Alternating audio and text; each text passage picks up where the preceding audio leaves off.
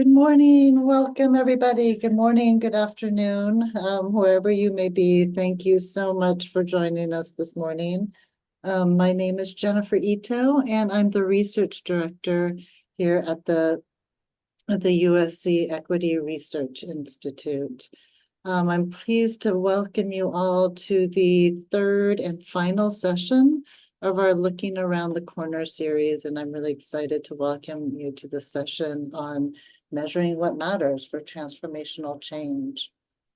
So before we get started, just wanted to recognize the land that we stand on here at USC. We're here at USC. We're on the unceded territory and the ancestral lands of the Tongva people, whose ancestors ruled the region that we now call Southern California for at least 9,000 years. The indigenous stewardship and rightful claims to these lands have never been voluntarily relinquished nor legally extinguished. And we pay respects to the members and the elders of these communities, past, present, and future, who are stewards, caretakers, advocates of these lands, river systems, and waters and islands of the Santa Barbara channels. So I want to invite you all to do the same, if you haven't already, to look up your native lands. If you all can put your name, your organization, and where you hail from in the chat, we can kick off our session this morning. So thank you all again for being here.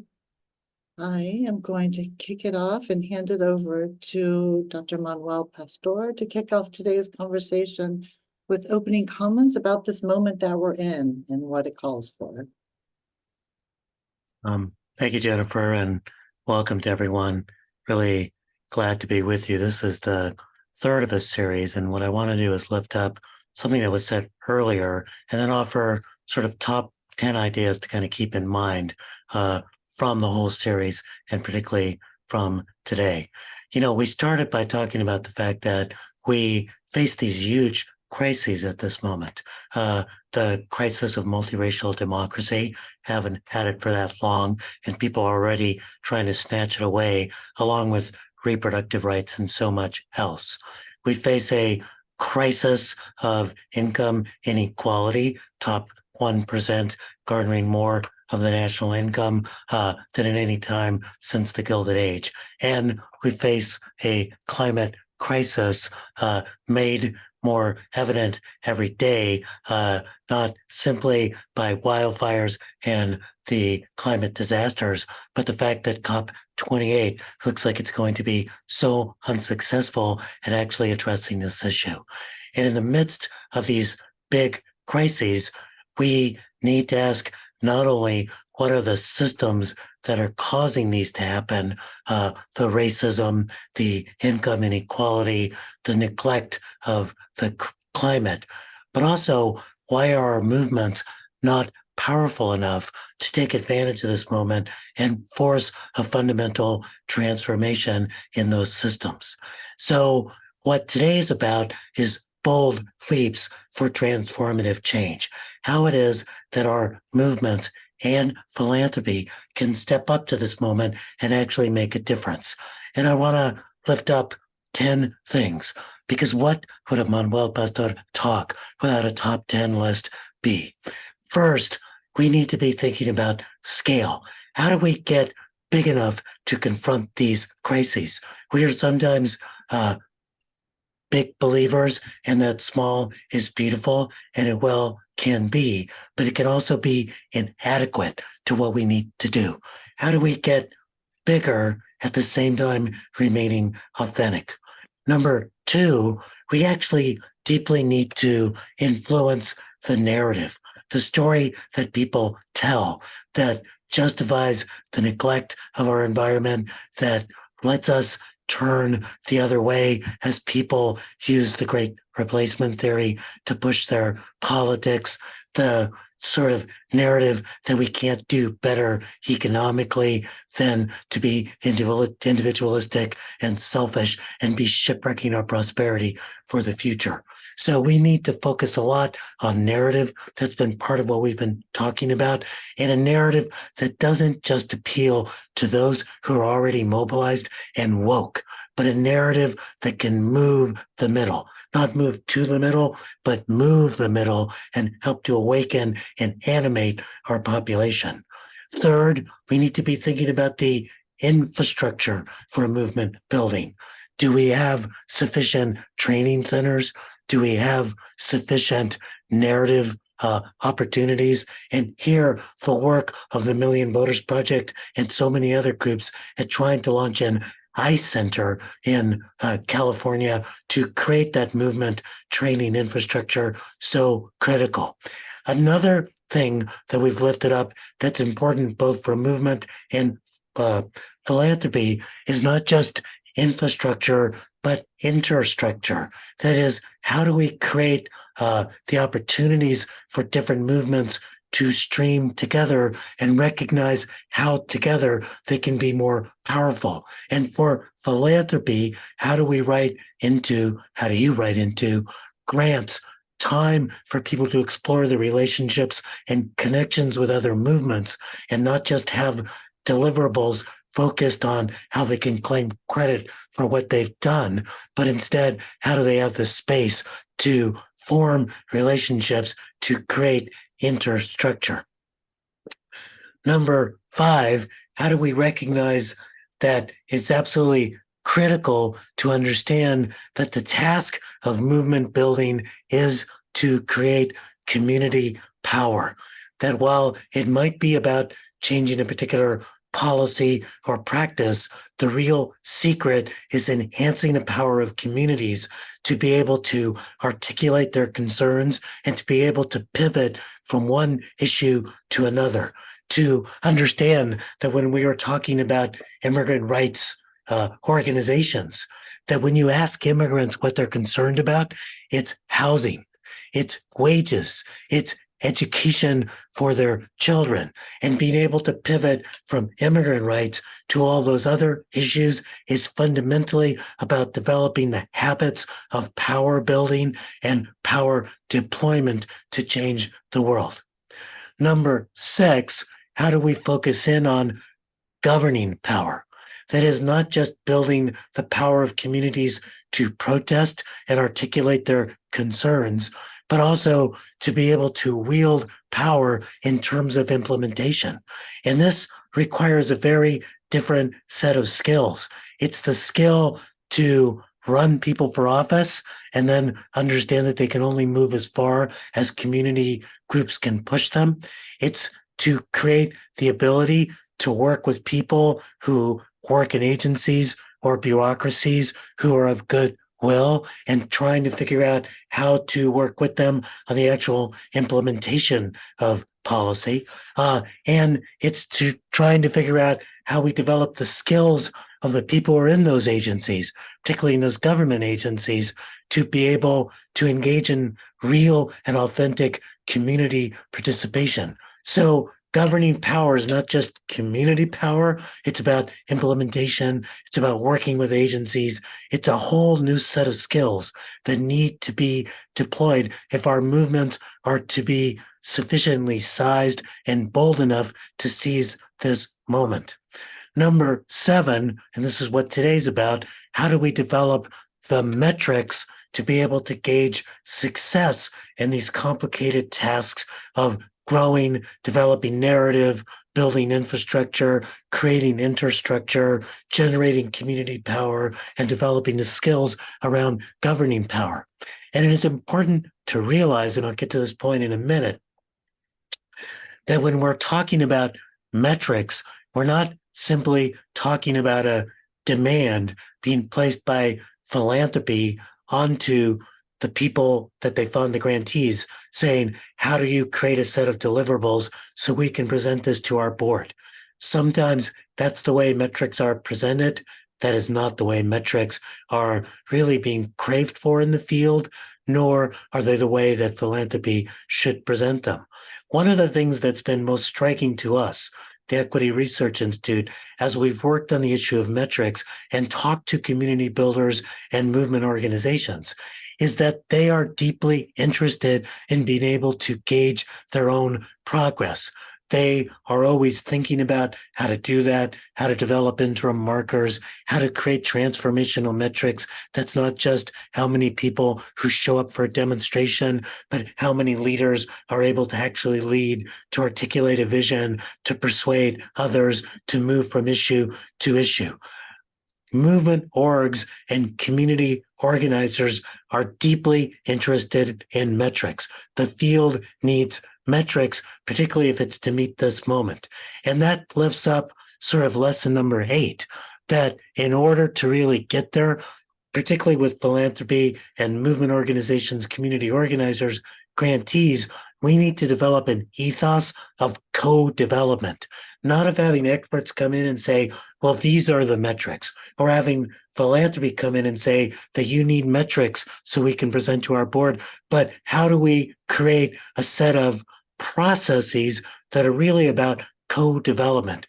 What does the field need? What does it define as important? And then how do we persuade philanthropy to participate in that process and take on the organizing task of moving their boards to understand what are really key metrics? So co-development, that's a different style of philanthropy. That's philanthropy at the speed of trust and not at the speed of board meetings. And this is a new set of skills for program officers, philanthropic leaders, etc.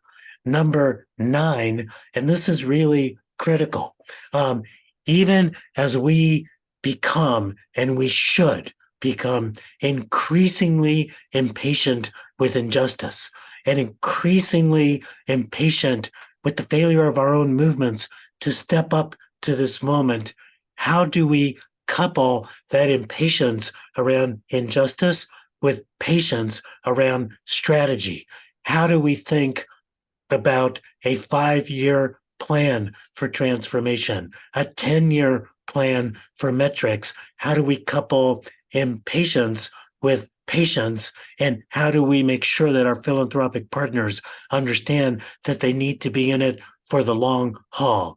Number 10, and it's very simple, and it gets at what this is all about today, is how do we become bold? How do we take leaps that are really transformative? How do we understand the need to center racial equity? How do we call out economic inequality? How do we confront issues as they are emerging? How do we become bold as movements, bold as research centers, bold as philanthropic leaders, and really make a claim on the popular imagination?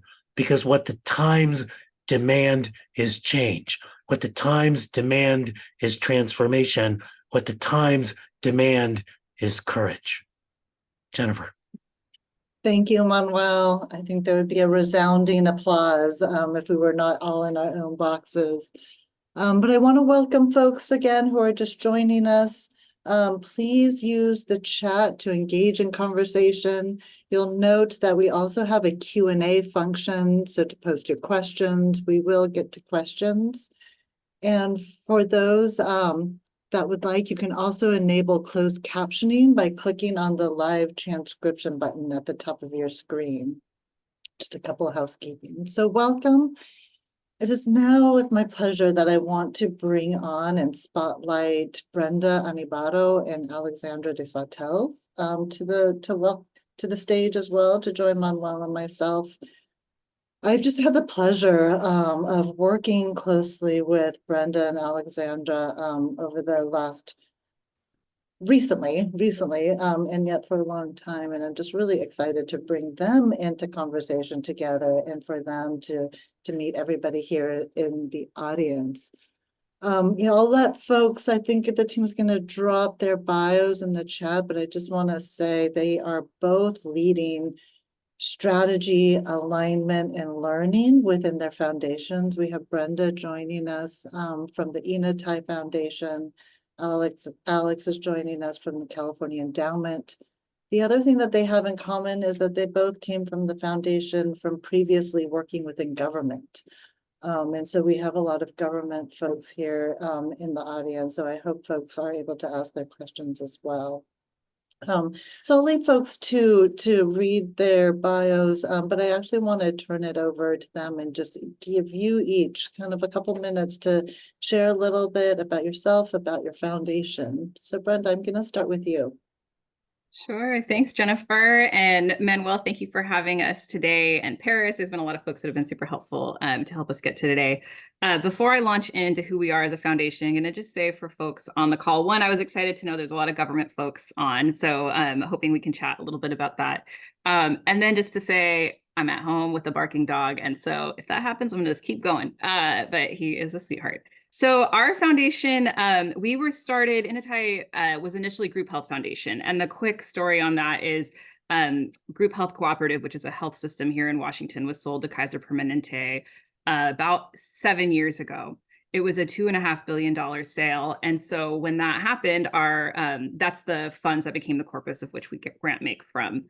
At the time, our board, when they created our foundation, a couple of things they knew they were committed to. One, they wanted to make us a 501c4, and I'll say more about what that means in a little bit. They also wanted to make sure we were statewide in our reach, and they wanted us to work at a systems level. Because our roots were in the health space, they made us a health equity funder. And so those early years when I started, I think a year after the formation, our CEO and I, Nicole Maher and I, basically got in a car, went around the state, and we were like, we don't even want to start building this foundation, hiring folks, figuring out where we're going to have offices until we get to know communities around the state. And so we spent about a year and a half driving from county to county. There's 39 counties in Washington. Met with tribal nations, met with BIPOC organizations. We had a big commitment to going where philanthropy typically hasn't funded. And in Washington state, there's a lot of tech foundations, and the money tends to stay in the Puget Sound region. So we were like, let's get out to other parts of the state. And I remember we had early advice. We had some really great advice. And we also had advice given to us that was, as a C4 foundation, it's a numbers game politically. You don't need to meet in the counties because we have some counties where there's like 10,000 people. There's one county with 2,000 people. They're like, don't even worry about those. Hit the larger centers where there's a lot of people. The other was, don't talk about racism in rural communities. You won't be able to. And so we didn't take that advice. We absolutely actually started in some of the most smaller communities, but did commit to making sure we were meeting with folks most impacted by racial injustice and other inequities. And we didn't even need to bring up racism. It was brought up in every meeting. I think largely who we were, or it's probably all the time brought up and people just aren't listening to it. So we heard things like, on the northeast part of the state about how county commissioners were running on anti-Native platforms and winning. We heard on the southwest corner, we couldn't even meet in cafes or libraries because it was too dangerous for the organizers there to share publicly what they were doing. We also heard in the central part of the state, there is large churches and faith organizations that dominate the local electoral or the local county administration and city administration. So you can't even break into government unless you're a part of those churches. And so all of this we kept hearing, coupled with, and as we started to listen to this and bringing this learning to our board, we could quickly see that health equity as a frame wasn't big enough for the dreams and the work that was happening. It was also confusing because folks would, we would meet with a tenants' rights group, and they would pitch us about, or not pitch, that sounds bad, but like they would basically be like, could you fund our diabetes program or a fair? And we were like, we can, but we really want to fund also your tenants' rights work. Like, we love what you do. And that message got confusing to always have to bridge and say, we are broader, we are broader. And so a couple years ago, our board just decided to shift and say, we need to be about building power. That's what we keep hearing communities say they want. We are a C4. There's ability to use these dollars in a very political way for communities to build independent political power. And we're going to be explicit that we're about racial justice. So that's, I think, the short of who we are and kind of how we got to that trajectory. I still absolutely think health equity is such an important body of work. We just needed to pull away from that so that we could be more explicit with what we were trying to fund and really stop the kind of confusing message that was happening for a lot of folks that we work with. I'll pause there. Great, thank you, Brenda. Alex, can you share a little bit about yours and the California Endowment journey as a health equity funder? Yeah, good morning, everyone. Thank you so much to the USC ERI team for inviting me on today. I'm Alex Desautels, the California Endowment, the Director of Strategic Alignment and Learning, and this is actually my big coming out in this role. I've been in it for about a year, but it's only recently that I've taken on some of the learning as there's been some transitions inside. And so I'm just really excited for that to be with this group of people who are really thinking about power and power infrastructure. And I want to shout out a couple of my teammates here today, Lindsay, Jamila, Patty, who are all going to be helping me figure out how to make good on the things that I share and ideas I share on the webinar today. So let's see, I've been with the California Endowment for about 10 years. I came here also from government, really inspired by those people in government who are trying to figure out how to transform these really big but vitally important systems to be in service of racial and economic justice. And when I came into the California Endowment, I was really lucky to come to a place that had embraced the idea of health equity and the importance of our systems in driving health outcomes. And we were a couple of years into what was at the time called Building Healthy Communities. It's a 10-year, $1 billion initiative.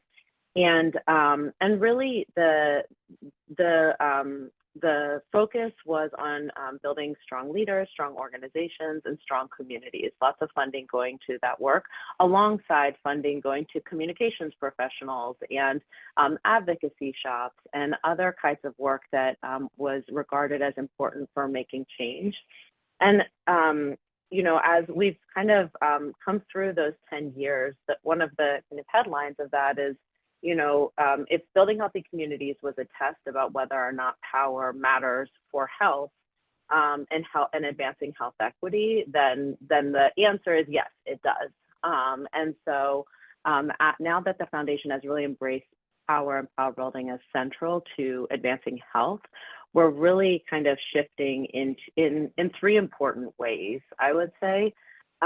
One is that we're not simply funding power alongside other strategies. We're centering community organizing in our funding strategy and funding work related to research, policy advocacy, communications as it is connected to grassroots strategies for building power, shifting the power terrain, and driving long-term systems transformation.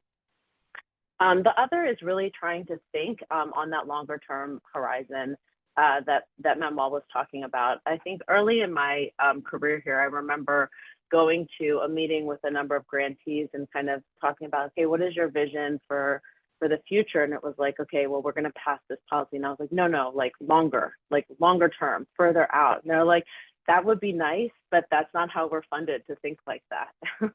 And so that really, really stuck with me. And so trying to think about how do we fund for longer term transformational change. And then when it comes to learning and evaluation and metrics, really kind of, you know, like I said, if building healthy communities, if we answered whether power matters for health, we are moving away from an evaluative stance of the work and into a more learning stance. So how do we fund to build durable infrastructure to drive that long-term change? And how do we learn with others in the ecosystem we are part of, not apart from the power ecosystem? And how do we then use what we're learning to do, to play our right role in that ecosystem and engage other funders, both public and private, to deploy the lessons learned in the work that we do every day and organize resources towards advancing racial and economic justice. So that's a little bit, I'll leave it there so we can get into the questions. Great, thank you, Alex. You know, I want to, you know, Alex kind of shared about when they're thinking about power, they're thinking explicitly about kind of community organizing and that grassroots power building from an organizing perspective. Brenda, you alluded to the fact in your origin story that you're actually a C4 foundation. So I was just wondering if you can share with folks what that means and how that and what you mean when you think about power building. Yeah, absolutely. And Alex, I loved getting to hear all of that too. I'm excited that I know we're in the beginning of a relationship, but there's a lot for us to learn from you all. So for us, a C4 foundation or a C4 organization, the short of it is it allows you to do a lot more explicitly political work. You can do a lot of that as a C3, and unfortunately, philanthropy has not been the best partner in encouraging organizations to do that, but it's absolutely a part of your ability as a C3. As a C4, you can do a lot more. And so you can do lobbying, you can support, run ballot initiatives. Manuel, you mentioned running candidates for office. So all of those things as a C4 organization you can do, and we absolutely believe in funding that work. But we also, as a foundation, are a C4, and so we have the ability to bring our own lobbying power to bear in an accountable way. We have to do that really carefully, but making sure that we're also supporting that. So for us, coupling our ability to both have C4 dollars are rare. Unfortunately, there's not a lot of them in terms of from funders, and so being able to provide that in Washington State and beyond is really important. Right now in Washington, we have C4s, but most of them are white-led and most of them are conservative. We have strong money that's funding conservative political organizing in our state as around the country. And so for us, a lot of our work is similar to what Alex talked about. For us, building community power is building that collective vision. You need people power to get there, so you need community organizing. So for us, we fund the bulk of our funds is going to, impacted led, BIPOC led, and other led community organizations. We have a fund that specifically funds sovereign tribal nations. But we also really believe in making sure that we are sharing with the organizations that we fund about the opportunities that C4 funding allows. And so we fund direct ballot initiatives, campaigns. We don't currently fund candidates directly, but organizations that we're working with can do that if they are set up to do so. So for us, it's just a natural part. If we're going to build a strong democracy, you have to have that people power. And to do that, you need independent political power. So that's the other part that I would say for us is really important. Great. Thank you, Brenda. Alex, so what is different for you all as a C3 funder? Like, what's the different and what's the same for you all? Yeah, I hope that you guys aren't hearing too much of the background noise. They happen to be drilling up the entire street behind me. Okay, good. Okay. Yeah, so I think just kind of taking a step back and I'm not sure how different people on the call define power. So just to clarify for here, we know with health, and we're health similar to Inatai, that have our roots in health, that health is primarily driven by the ways that the various systems that Manuel was talking about at the beginning of the hour impact our daily lives in our workplace, in our homes and neighborhoods, and the larger kind of social environment. And so we really see power as the ability to shape those systems in ways that advance justice and health. And so the nonprofit infrastructure that we're funding across the state is the kind of really, in a lot of ways, the civic infrastructure by which people can organize to understand those systems and their impact, identify what are the problems, and work together to create solutions. And so that can happen, that building of that infrastructure can happen in non-explicitly political ways. And so, then once it's built, it can be funded to actually be utilized for political ends. So I would just say that that's one of the ways that we think about the C3 work, and there's a lot we can do, even with some of the restrictions that we have as a private foundation, to help build up that infrastructure that support the infrastructure. And I just want to say like a little bit is, we're really trying to think at the individual level, at the, and that's kind of who organizations and the power that they're building among people. At the organizational level, strong organizations that can actually do a lot of what Manuel was listing, be working at scale, think long term, be able to weather the storms of uncertainty that are coming our way in political attacks. And then at the kind of ecosystem level, the way that organizations work together and align around strategies, both in the short term and in the long term. And I would just say it's also, Manuel mentioned narrative. It's also about kind of the ability to shape the way people the broader public understand the world around them, and really thinking more about how we can support the capacity of our partners to wield that kind of power.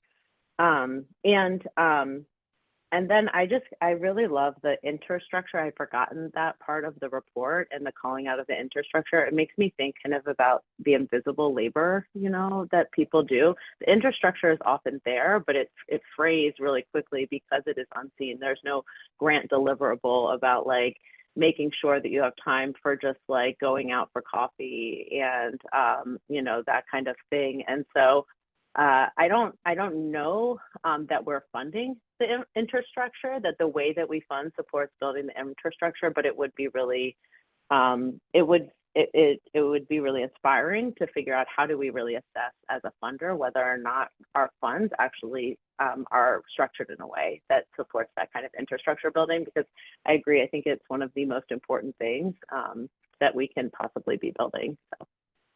Mm-hmm. Before I bring Manuel back into the conversation and really want to encourage, we have a couple questions, and so I want to encourage folks to drop their questions in the Q&A box. We'll come to those. Before I bring in Manuel around kind of question about what metrics are important to measure, I was wondering if you could both share a little about the processes that you're in or that you're thinking of or that you're developing for developing measures of progress around power building, given kind of for your respective foundation. So I just wondered if you can describe how you're approaching it, if there's specific steps or underlying principles that you're using to guide your process. So Brenda, I'll start with you. Sure. Well, so the process that we're leading, and I got to give a huge shout out to Emma Noyes, who's our research director, and I think she's on the call. So Emma and I have been working closely over the last 6 months or so to build on the vision that we developed as a foundation in the last year. And that vision came out of a number of conversations and hearing from the organizations we fund about what they want to see. And we did a 2-generation look ahead. So we did a 50-year vision. And what we heard from folks at a high level, and we looked across the state, was organizations want the power and the freedom to really shape every decision in Washington, like everything, and every part of the state for racial justice. And so we went 2 generations out because we were like, change takes time. And like you said, Alex, there's going to be these forces. It's not unidirectional. It's going to be, there's always forces working against. And so what we're doing now is saying we have this vision. There's some commitments that we've made as a foundation when we think about evaluation and learning. And these come from the conversations we've been having with organizations for the last 6 years. And some of those are, people's lived experience is data, is knowledge, like that matters. We know that communities have been doing evaluation forever. People have assessed, how is power working in their community, changed course. Movements have been doing this for so long. Funders didn't invent it. We just complicated it and made it burdensome. And so understanding that we're coming into folks who have been doing this for a long time with a lot of practical wisdom and application.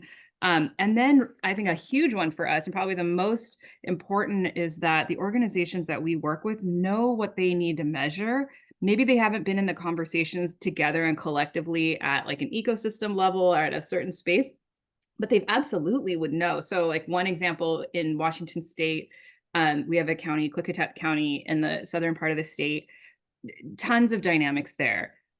This organizer in that part of the state, he knows what we need there. Him and the folks that he works with and they're organizing, they're going to know, not Emma and I. And so part of our work is really looking and saying, and the process that we're beginning to move into is going around the state into regional gatherings and saying, what do you basically doing a power map first and saying, what are the contexts and the conditions that you all are working under? And then at an ecosystem level, not an organizational level, saying what is going to drive, what can you affect in terms of change? And what will drive that, and what are the ongoing forces and tensions that are challenging that, and then looking and seeing and kind of going from there down to what does that mean in terms of measurement. And I think our other big thing is having that flexibility on time frame, because some measures are going to be longer, some things are going to need shorter to assess. And I can say more about kind of what our time frames look like, but that's the process that we're embarking on right now. Great, thank you. Alex. Yeah, great. That was awesome to hear about. Thank you, Brenda. And I'm really excited about the idea of kind of mapping the terrain and then monitoring that over time. That's something we started talking about with Jennifer that would be really useful to do in California too. I think it's really, I mean, like I disclosed at the beginning, I'm very early here, but I do have the benefit in this role here at the endowment, but I do have the benefit on building on the legacy of some of our wonderful staff, Han and Janine, who really kind of were setting us down a path to think about metrics in a new way as a foundation. And so we're lucky to be partnering with USC and who's bringing together an advisory group to really help us think about what are the metrics that groups are already using to understand, that are kind of signals of progress towards long-term change, right? What are the ways that groups are understanding, like to assess strong leaders, strong organizations, strong collective infrastructure, and then how do we track those things in a way that is grounded in the way that organizations individually and as a collective are learning, and not just extractive for board purposes, as Manuel was talking about. And I think that will take some new muscle. I'm excited to think about ways that we can track this that is outside of the kind of counting up the widgets, but I do think that takes space and creativity. And I also want to say that it's going to take a lot of grounding with our board. I appreciated what you said, Manuel, about like the organizing with the board and our role. People, like, if building healthy communities, one of my colleagues talked about building healthy communities. If we were to imagine it as an orange tree, one of the ways that we communicated the impact was to, and like the oranges are policy changes, was to just like be like, look at all these beautiful oranges, right? But not necessarily talk about the health of that tree, and how do you kind of create conditions for that healthy tree to continue to produce over long, or contribute to creating conditions. And that story of like the nurturing of the tree is not necessarily as compelling if people don't fully understand why we need to think about infrastructure. And so there's a lot of work that we're going to have to do to like, and some of it is like more deeper political education work, like deeper root cause analysis work.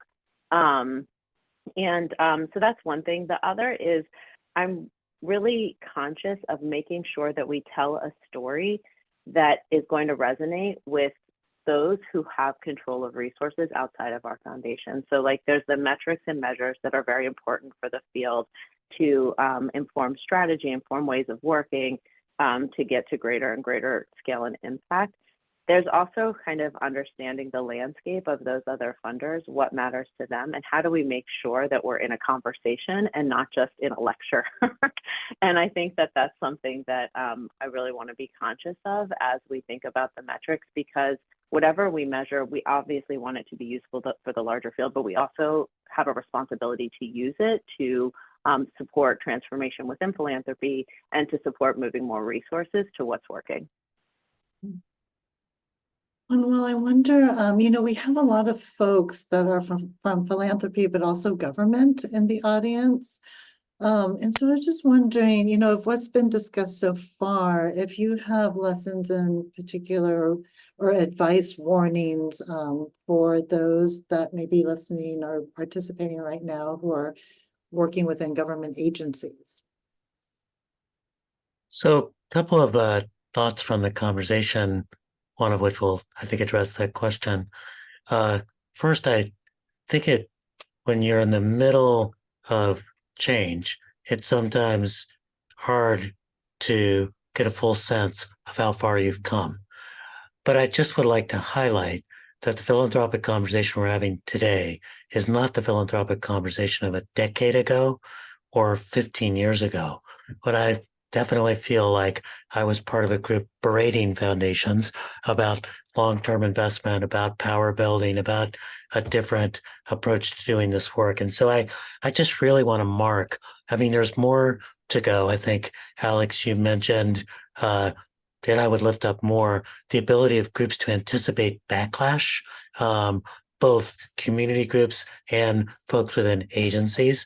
I think that there's a lot more work to be done on interstructure, because really the way that most of your grantees do it is that they lie to you and say they're doing this other stuff, and then they spend time building alliances that actually help them be more powerful. I know, because we lie to you too. So, how do we co-create and understand how really that? So there's a lot more to go, pushing boards, etc. But I think it's important to realize how far we've come. I mean, Brenda, becoming honest that health equity depends on everything else and renaming to be able to influence that. That's really just amazing and wonderful. And I actually think the evolution from BHC to thinking much more about governing power at a regional, statewide level, also really powerful. Two other things. One is for our friends in government agencies. I think that one of the things that's perhaps tough, hard to develop in terms of patience, is that people are very resentful of government coming up short. And so when you approach and you're idealistic and goodwilled and hoping that your engagement will lead to lots of praise and acceptance, that's a little naive. That is that when government's been looked at as an agency of disenfranchisement and disempowerment for so many years, it takes a long time to shift the perceptions. So part of the lesson for people in government agencies is to stick with it. Another thing I think for people in government agencies is to realize that the field of community organizers and movement builders is now seriously thinking about governing power and thinking about implementation and trying to figure out how to get closer to government agencies despite the history. So it's just an opportune moment to bring people together. Then the last thing I wanted to lift up has to do with metrics. And it's two things, really. One is what we really want to change is population level metrics. The degree of racial inequality and incarceration, the wage gap that exists, housing issues, etc. Population level metrics take a long time to change. And so what are the interim markers that we need to put in place about rent stabilization, about winning minimum wage laws, about protecting against wage theft, about creating successful reentry programs, et cetera, that we can point to as interim markers. And I think that Alexandra and Brenda would agree with me when I say the following thing.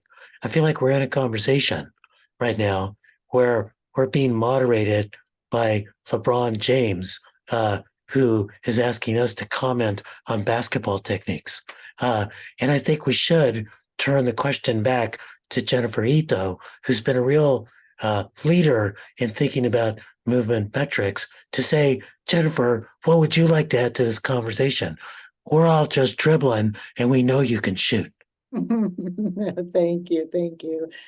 No, I mean, this is we're experimenting, and along with our organization, along with the Inatai Foundation through Brenda and Emma, and us with Alex and her team through the strategy alignment and learning team, we're experimenting. And so I'm really excited about how can we have a shared understanding of the context in which everyone is working, bring together our different perspectives from the field, from philanthropy, from research, from government, right, to put together a fuller picture and strategize together. We know we're going to move on some things. We know we're not going to move on the other. But I think can we really build our collective capacity to think similarly, to strategize, and to move collectively and to learn? I think, is the big question and the big experiment that I see over the next period of time learning forward. We have some questions from that are coming in through the chat box, and we are approaching our end of time. And I know Manuel has to leave us early. So I'm wondering, with facilitators prerogative, what I'm going to do is just pose these questions, let you think about them, and then I'll just go through, actually starting with Manuel, and then I'll go through Brenda and Alex just to answer one of the questions or any final thought that you'd like to share so that we can end on time. But there's questions that's coming up from in the Q&A box, particularly thinking about these huge gaps that we have in representation and political representation, like the demographics of the community versus who is in decision-making positions and who has authority. So when you have such huge disparities, like, how do you even start the conversation? And so, Brenda, I might pose that one to you because I know you have some areas within Washington and some moments now that are very live for you. So that's one question.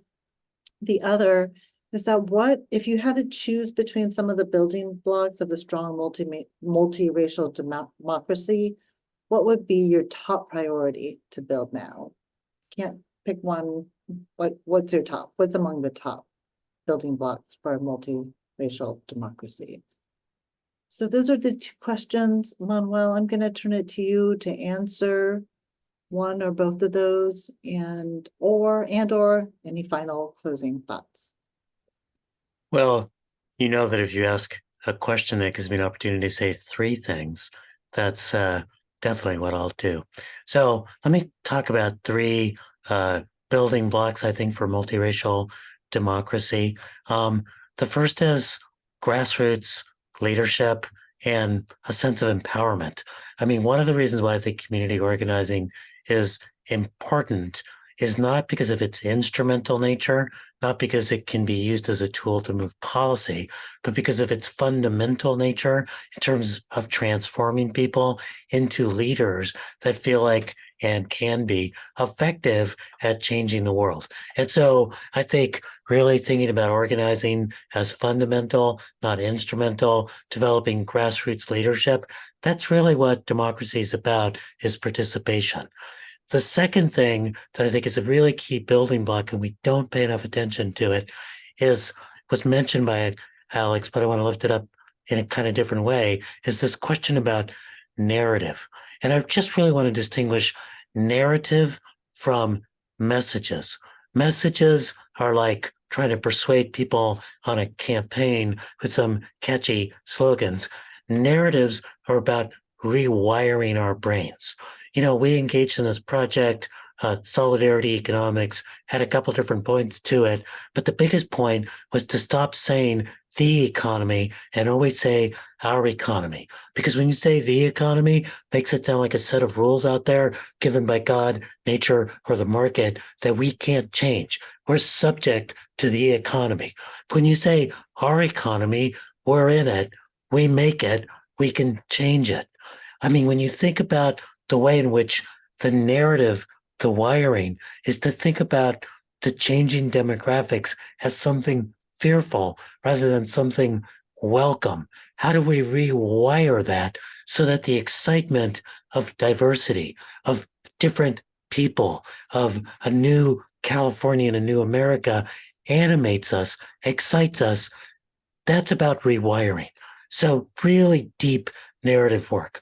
The last thing I'd say that is a building block for strong multiracial democracy gets to our allies in government, and that is effective policy.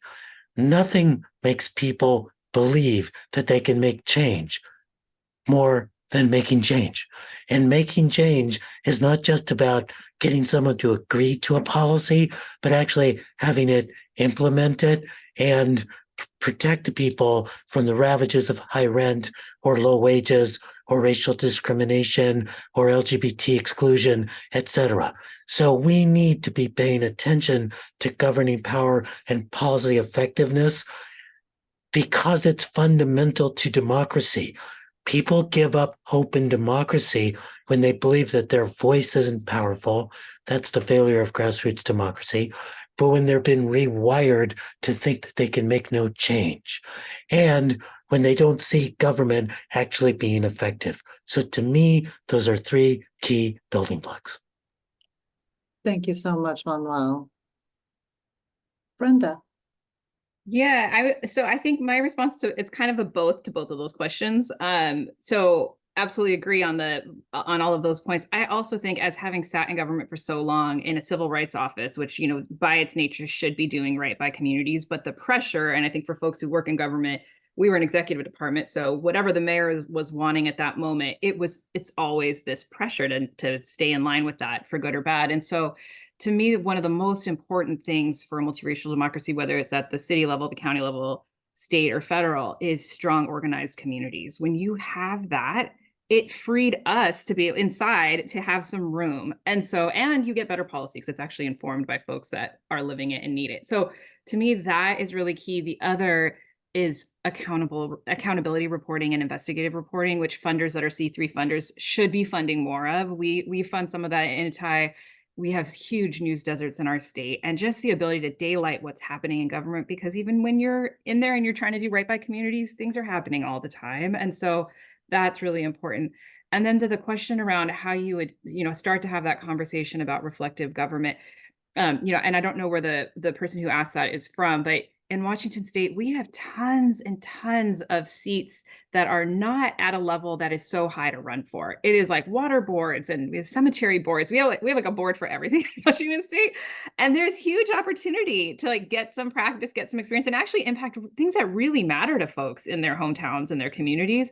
And so, we have a team member on our team actually who helped her dad run for a recreation board. And that was so important. And it really matters. He's the first Latino in the board in a county that's predominantly Latino. And so I would say, like, starting in those, and if that doesn't feel comfortable, joining with community organizers, because then you still are applying pressure, and there will be somebody who feels ready to step into that. So those would be my responses. Thank you, Brenda. Alex. I second everything that's been shared. Obviously, lots of wisdom and experience contributing to these answers. The only two things that pop out to me to add in terms of kind of like what are some of the pillars. I don't know what this means for any of the folks on the call, but I do think money really is important. The ability to have resources to kind of wield in the political environment is really crucial, and I'm not exactly sure how we address that hurdle, but I do think understanding that it is an important factor as we think about our funding and not kind of pretending that it doesn't exist is critical, and not something that I find that we talk about very often. The other thing I would just say, and it kind of relates, is, I've been just really struck to learn how few of the local elected offices are actually paid, or paid more than like $15,000 a year in California. I mean, after you get out of some of the bigger cities, a lot of them, they're not paid. And so it's really impossible for people who do not come from wealth to actually move into those positions, unless, we're able to fundraise to pay them a living wage to live in the areas that they're serving. And I do think that that's a big barrier for governing power and for the ability of elected officials, even those who share the values of those who help them get into office, to really be working transformatively and collaboratively with the communities they serve, because they have to have other jobs too to make rent. So I think it would be interesting to kind of think about that understand that as a dynamic, and think about, like, from a C3 perspective, is there any way to make some shifts in removing that barrier? Excellent. Well, thank you all so much. I just want to thank you, Alex, Brenda, Manuel. Thank you so much for being part of this conversation. I feel like we just kind of scratched the surface, but I think that was the point, was just to lift up some curiosity, to have an initial conversation, to provide some examples for folks on the call and who may be listening to this afterwards, for ways that they could be thinking about transformative change, developing processes, and thinking about metrics that matter. But I want to thank all the staff from the Equity Research Institute that helped make this happen. Paris Valoria, Deborah Gota, Lupe Renteria Salon, and Kim Tabari. Just want to thank you all for being part of this. And thank you, everybody. Sign up for our newsletter. If you haven't, we'll be sending out to everybody who RSVP'd for this webinar. We'll be sending out a follow-up with a recording and a link to all the previous sessions that we've had as well. So I just want to thank you all. Thank you all for joining us, and just for Manuel for reminding us of how far along this conversation has come and how much farther we can go. So thank you, everybody.